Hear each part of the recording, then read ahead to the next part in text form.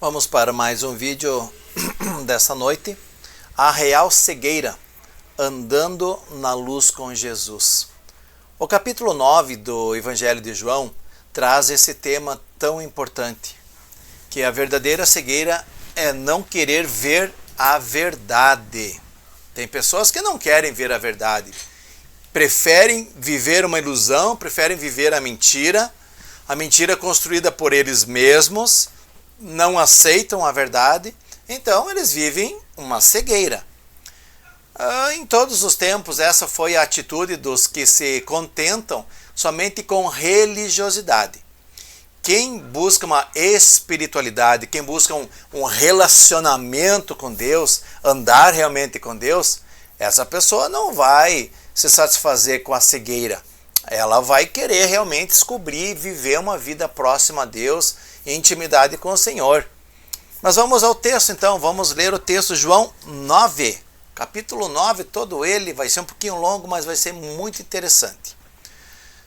Versículos 1 e 2. Caminhando pela rua, Jesus viu um homem cego de nascença. Seus discípulos perguntaram: Rabi, quem pecou, este homem ou seus pais, para que ele nascesse cego? Versículos 3 a 5.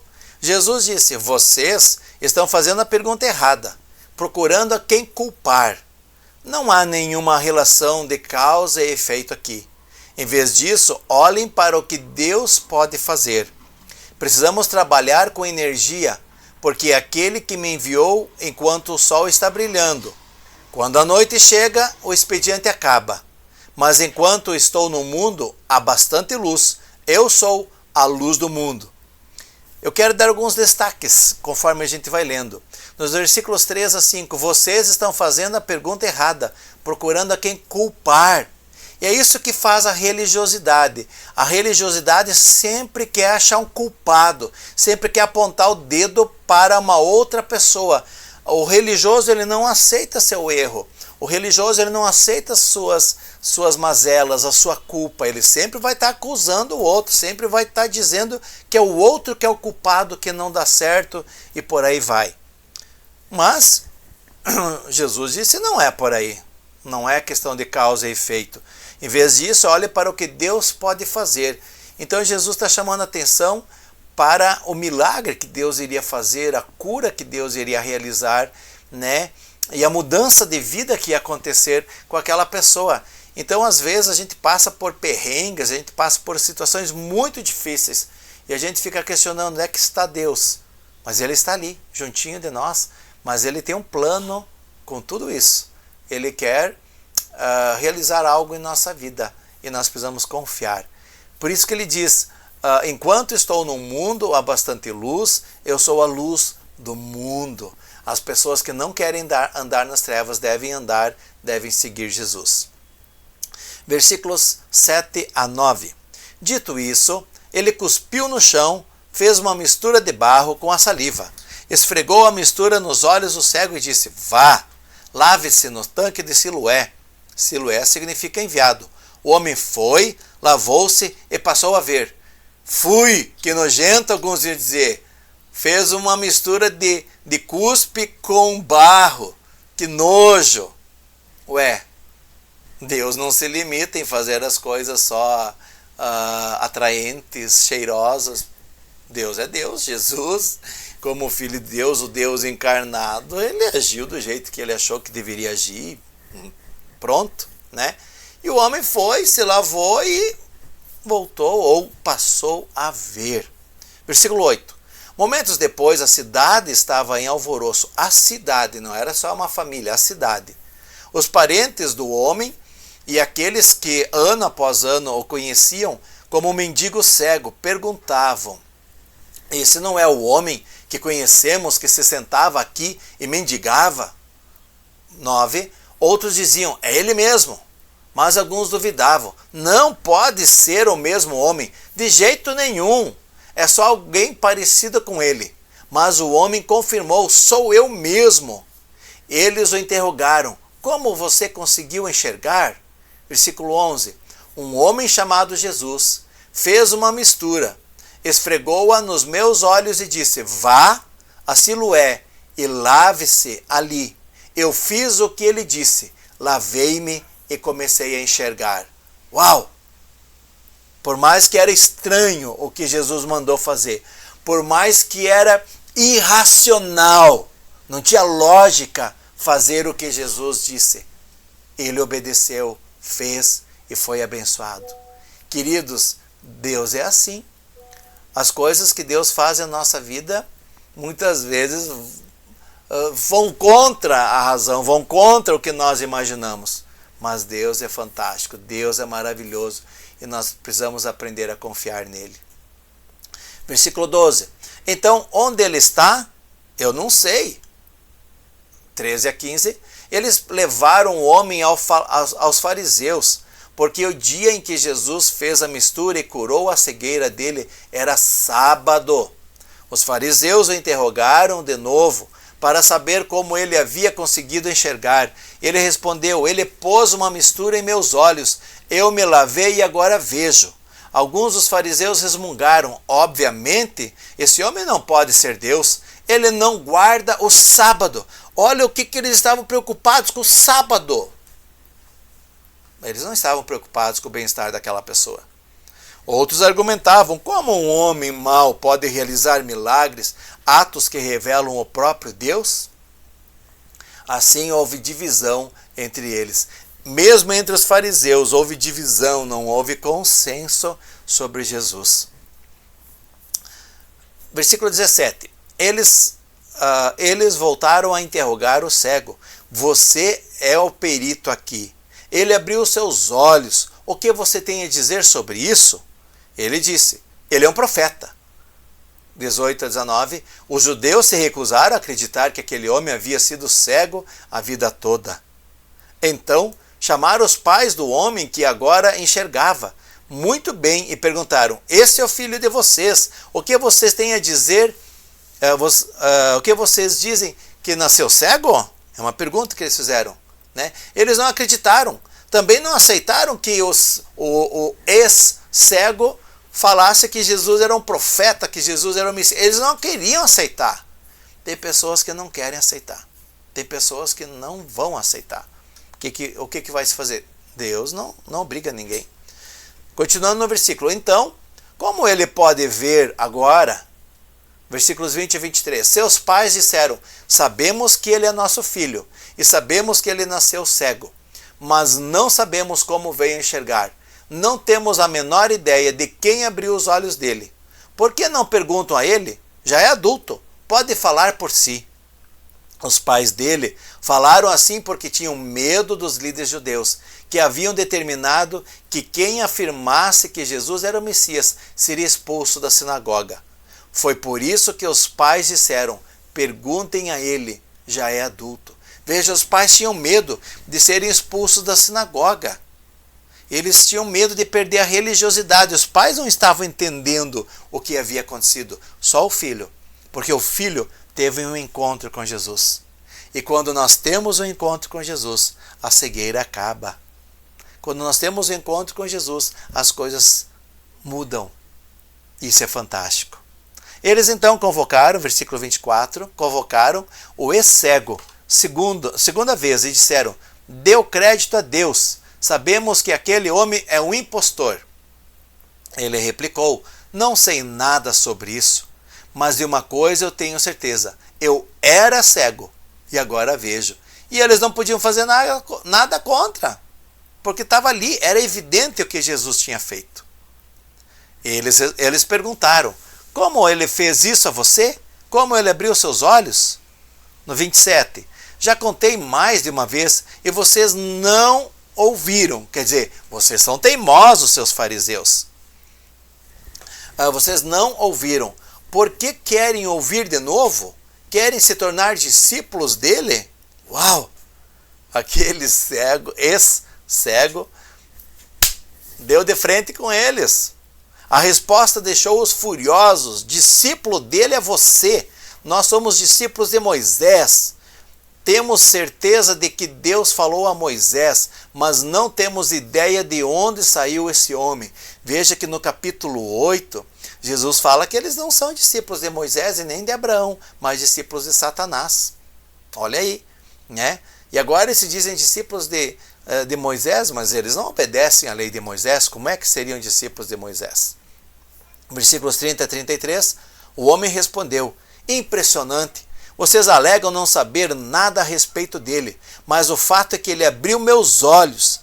É fato bem conhecido que Deus não age por meio de pecadores, mas ouve quem vive em reverência e cumpre sua vontade. Ninguém jamais ouviu falar de alguém que tivesse aberto os olhos de um homem que nasceu cego. Um parênteses aqui, Deus não age por meio de pecadores.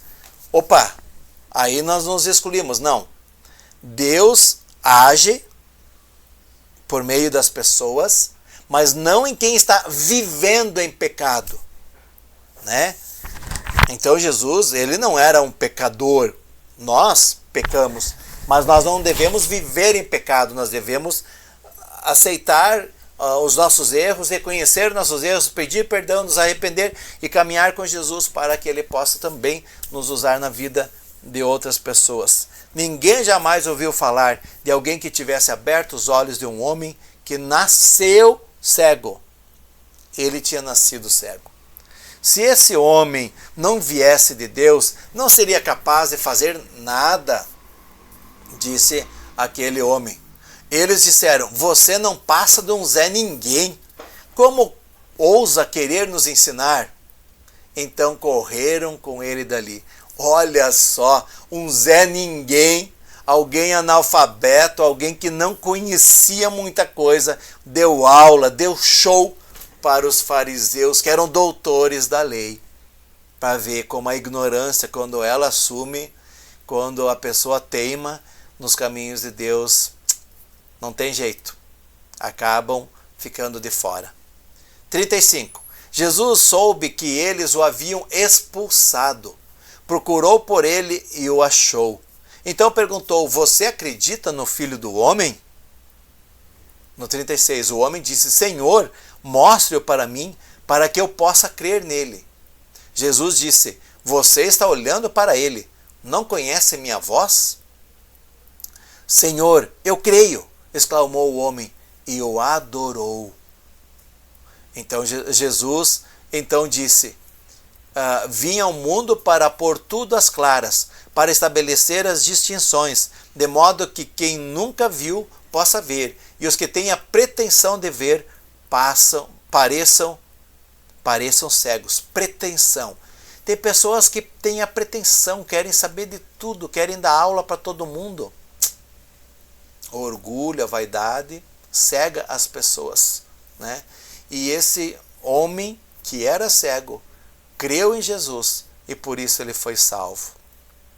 Alguns fariseus casualmente ouviram a conversa e indagaram, versículo 40, você está nos chamando de cegos? No 41 Jesus responde e finaliza esse texto.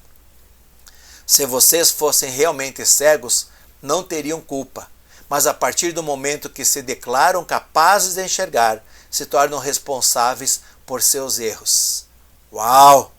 Aqui o negócio fica apertado, aqui o negócio fica feio para aquelas pessoas que são religiosas, para aquelas pessoas que teimam em não viver um estilo de vida que agrada a Deus. Pessoas que se declaram que enxergam, mas não querem viver uma vida que agrada ao Senhor. Essas pessoas são responsáveis por seus erros. E conhecemos muitas pessoas que brincam com Deus, que brincam de religiosidade, que brincam de conhecer a Deus, que brincam em seguir com Deus. Não façam isso. Não façam isso, né? Nós somos responsáveis por os nossos erros. E se nós não nos arrependermos, nós não teremos perdão. E nós vamos ter que acertar cada um dos nossos erros, cada um dos nossos pecados. Nós já temos Jesus que morreu na cruz por nós. Mas eu preciso me arrepender. Eu preciso aceitar que eu estou errado. Eu preciso aceitar que eu não estou agindo corretamente, para que então possa ser perdoado. Senão, não há perdão. Interessante, alguns pequenos comentários antes de nós finalizarmos. Jesus é a luz de Deus que veio iluminar o mundo que anda na escuridão. Ele veio para mostrar o caminho, mas as pessoas precisam querer andar. Ele disse em João 10, eu sou o caminho, a verdade e a vida, aquele que vem ao Pai, aquele que vem ao Pai, né, se não passa por mim, não chega ao Pai. Não é bem nessas palavras, mas esse é o significado. Ele é a porta, Ele é o caminho, Ele é a verdade. Agora muitas pessoas querem a verdade, querem a vida, mas não querem o caminho que é Jesus. Não tem como. Se não passarem por Jesus o caminho, se não andarem conforme Ele nos mostra, não conseguirão. Quem crer nele sai das trevas e passa a viver na luz. Não adianta ser religioso. Os fariseus eram religiosos e viviam nas trevas. Ele vem ao nosso encontro e propõe um relacionamento com cada um. Ele trata cada um conforme a sua necessidade. Ele sabe qual é a minha e a sua necessidade e lança sua luz sobre as sombras de nossa vida e nos cura, nos santifica, nos transforma. Jesus não só curou o cego de nascença, mas o salvou, pois se apresentou como o Filho do Homem, o enviado de Deus, o Messias, e o convidou a um estilo de vida segundo a vontade do Pai. Esse estilo de vida já registrado, por exemplo, em 2 Crônicas 7, Malaquias 3. A Bíblia fala muito de um estilo de vida, uma maneira de viver que agrada ao Pai. Somos convidados a vivermos uma vida em imitação a Cristo. A cada dia, conforme formos lendo, refletindo, meditando e colocando em prática seus ensinamentos, sua vontade, sua palavra amorosa, vamos sendo moldados, purificados, transformados cada dia um pouquinho. Dessa forma, caminhamos com Jesus em sua luz. Ele caminha conosco através de seu Santo Espírito, o Consolador, o qual vem nos ajudar em nossas dúvidas, nossas angústias, em nossos sofrimentos. Se o crente, se o cristão não sofresse, para que Consolador? Pense bem. O sofrimento faz parte da caminhada cristã. É através do sofrimento que nós amadurecemos nas nossas experiências e em maturidade. A palavra de Deus, quando manuseada por nós, tem o poder de transformar vidas. Quando nós a lemos, a manuseamos, a estudamos, ela transforma nossas vidas. Nos liberta de uma vida de pecados, nos tira das trevas e nos leva para a luz. Ela tem o poder de dar claridade, sentido para a nossa vida. O cego de nascença não soube explicar tudo o que aconteceu com ele e acabou sendo expulso da sinagoga pelos líderes religiosos. Jesus o curou e salvou. Nós não precisamos saber tudo. Contudo, ao aceitarmos o convite de Jesus, de andarmos com Ele em relacionamento íntimo, eterno e profundo com Ele, nossa vida deu uma guinada muito grande. Saímos das trevas e hoje vivemos na luz. Aos poucos, Ele vai nos respondendo conforme Ele perceber que é necessário. As lutas, elas virão, mas já não estaremos sozinhos. O Consolador está conosco. E passaremos a focar em Cristo Jesus, na sua luz, na sua vida. Isso faz sentido para você, meu amigo? Como está seu relacionamento com Deus? Tens dedicado todos os dias tempo para a leitura, reflexão, meditação da palavra de Deus? Tens alimentado sua alma sedenta de Deus? Com Ele? Tens orado em resposta após essas leituras? Tens se arrependido de seus pecados e buscado mudar de vida? Tens caminhado em relacionamento com o Pai? Como está seu relacionamento com os incrédulos? Essas pessoas precisam ver Jesus em nossas atitudes. De nossa boca precisa sair bênçãos e palavras que edifiquem a vida dos demais. Podemos ser a resposta de Deus na vida de muitos incrédulos. Eu tenho experimentado isso. Muitas pessoas têm sido usadas por Deus para responder inquietações minhas. E como está seu relacionamento com os crentes, com outros discípulos de Jesus? Viver em comunhão com outros irmãos na fé nos fortalece e nos anima no decorrer da caminhada. Andar em discipulado, onde um ensina e anima o outro. Todos aprendemos juntos, pois somos aprendizes de Jesus e podemos levar a sua luz, podemos colorir a vida de outras pessoas através da luz de Jesus que já está em nós. A real cegueira é não perceber que sem Jesus a pessoa continua caminhando nas trevas. Ao nos entregarmos totalmente a Ele, sem restrições, permitirmos que Ele nos transforme de dentro para fora, passaremos a viver em sua luz. Não mais na cegueira do pecado, com seus efeitos e consequências. Reflita sobre isso. Oremos. Amado eterno Pai, graças te damos pela maneira com que tu vens a nós. Jesus veio a esse mundo para trazer a luz de Jesus, a luz eterna. Obrigado, ó Pai, porque podemos conhecer-te, viver contigo, e tu tens transformado a nossa vida. Ajuda-nos a confiarmos em ti a cada novo dia. Fortalece a nossa caminhada, ó Pai. Fortalece o nosso amor a ti, a nossa devoção, o nosso relacionamento. Nos entregamos totalmente aos teus cuidados. É o que oramos em nome de Cristo Jesus. Amém. Certa vez, um aprendiz de Jesus pediu ao seu discipulador: Jesus tem preferidos? Então o seu discipulador falou: não. Mas ele tem amigos íntimos que buscam viver na luz de Jesus. Reflita sobre isso. Saia da cegueira.